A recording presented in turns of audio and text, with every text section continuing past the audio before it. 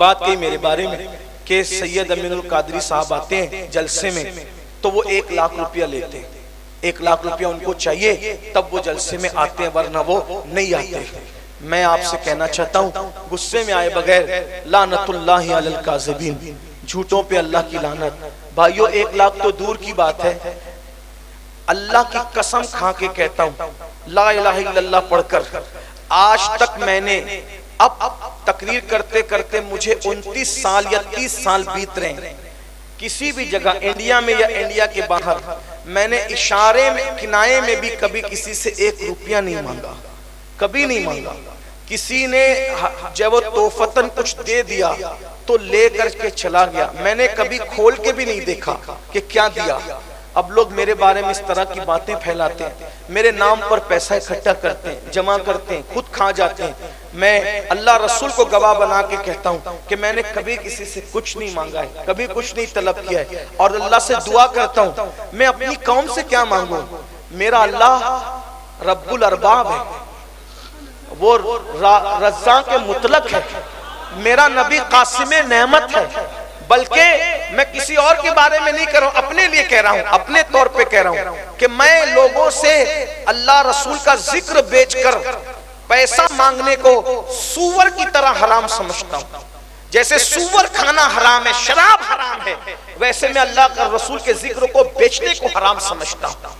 میں نے کبھی نہیں مانگا کسی سے، اشارہ بھی نہیں کیا، بلکہ کسی نے اگر دے دیا تو میں نے اس کو سنت سمجھ کر لے لیا، گنا بھی نہیں، کبھی دیکھا بھی نہیں۔ ویسے ہی گھر گئے، اس کو کبھی گنا بھی نہیں، کوئی مجھے بتا نہیں کہ میں کسی کے بارے میں نہیں بتا سکتا ہوں کہ وہاں گیا تھا تو اتنا ملا تھا، نہیں، کیونکہ میں سب ایک ساتھ اکٹھا کر لیتا ہوں، جمع کر لیتا ہوں تاکہ گنوں نہیں۔ کیوں نہیں گنتا؟ اس لیے نہیں گنتا کہ آئندہ فون آئے گا، سمجھ لو فون آئے گا اور میں گنا ہوا رہوں گا تو مجھے معلوم رہے گا کہ فیضی صاحب نے زیادہ دیا، صادق صاحب نے کم دیا۔ جب دونوں کا فون ایک ساتھ آئے گا، ہمیں تاریخ چاہیے، تو میری طبیعت کس کی طرف مائل ہوگی؟ جس نے زیادہ دیا اس کی طرف مائل ہوگی۔ تو اس لیے میں نہیں گنتا کہ مجھے جب پتہ ہی نہیں رہے گا کس نے کتنا دیا، اور جب میری طبیعت زیادہ دینے کی والے کی طرف مائل ہوگی تو بولو میں ذکر اللہ کرنے کے لیے گاندھی جس پہ چھپا ہے اس کے لیے گیا کہ رسول اللہ کے لیے گیا؟ کس کے لیے گیا؟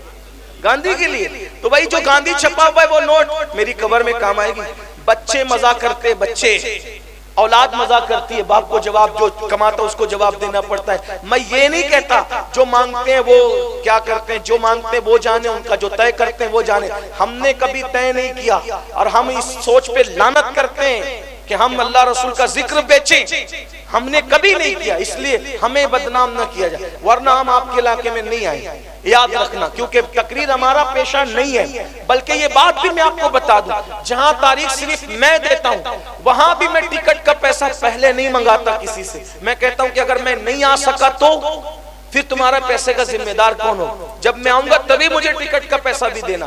اور یہ بات بھی اللہ کے یہ منبر رسول پہ قسم کھا کے کہہ رہا ہوں۔ کبھی کبھی تو بعض لوگ ٹکٹ کا پیسہ دیتے، کبھی یہ کہتے ہیں اکاؤنٹ نمبر دے دو ہم بعد میں دے دیں گے، پھر ان کا بعد کبھی آتا ہی نہیں۔ کچھ ہیں وہ سب نہیں کرتے ایسا، بلکہ جہاں جاتا ہوں سب محبت ہی دیتے ہیں۔ اور یہ بھی کہوں میں خوش ہو کر کہوں الحمدللہ، مانگنے والوں کو لوگ جتنا نہیں دیتے بن مانگے مجھے اس سے زیادہ بھی دیتے ہیں۔ یہ بھی کہہ رہا ہوں میں آپ سے، یہ بھی کہہ رہا ہوں، لیکن کچھ ایسے ہیں کہ کبھی کرایہ بھی نہیں دیا، پھر لوگ مجھے کیوں بدنام؟ لوگ کہتے ہیں وضاحت کریں، وضاحت میں کہاں وضاحت کروں جا کر کے، کس سے وضاحت کروں جا کر کے؟ لیکن میرا دل آج بہت دکھا کہ مجھے یہ کہا گیا کہ آپ نے 1 لاکھ روپے 50,000 آپ پہلے منگا لیے، 50,000 بعد میں آپ لینے آئے۔ میں کہا اللہ کے بندے میں نے ایسا نہیں کیا، میں اللہ ایمان پہ مرنا ہے بھائیو، کلمہ پڑھتے مرنا ہے، اللہ کو کیا جواب دوں؟ ایک ایسا بندہ جو کسی کو جواب ہی نہیں دیتا اس پہ اتنے الزام لگاتے ہیں، ایسے بات کرتے ہیں، ایسا مت کرو۔ اس لیے میری گزارش ہے کہ میرے نام پہ اس طرح کی کوئی بات نہ کرے، اللہ کو جواب دینا میں نے کبھی نہیں مانگا۔ یہ صادق رضوی صاحب بچپن سے مجھے جانتے ہیں، گواہ ہیں، اور جو لوگ سن لے وہ بھی جانتے ہیں۔ بلکہ یہ تو میں باہر جاتا ہوں، باہر جو لوگ دے دیتے ہیں لے لیتا ہوں۔ میرے شہر مالیگاؤں میں تو آپ پوچھے لوگوں سے، میں جہاں مالیگاؤں میں تقریر کرتا ہوں وہاں دعوت بھی نہیں کھاتا کمیٹی والوں کی، ان کا کھانا بھی نہیں کھاتا۔ میں کہتا ہوں باہر اس لیے کھانا کھاتا ہوں کہ وہاں میرا گھر نہیں ہے، لیکن مالیگاؤں میں تو میرا خود کا گھر ہے، تو تمہارا کھانا کھانے کیوں آؤں؟ کیوں کھاؤں تمہارا کھانا؟ جب میرا گھر خود موجود ہے میں کیوں مالیگاؤں والوں کا کھانا بھی نہیں کھایا؟ جا کے پوچھو ان سے، تحقیق کرو، وہ بتائیں گے تمہیں۔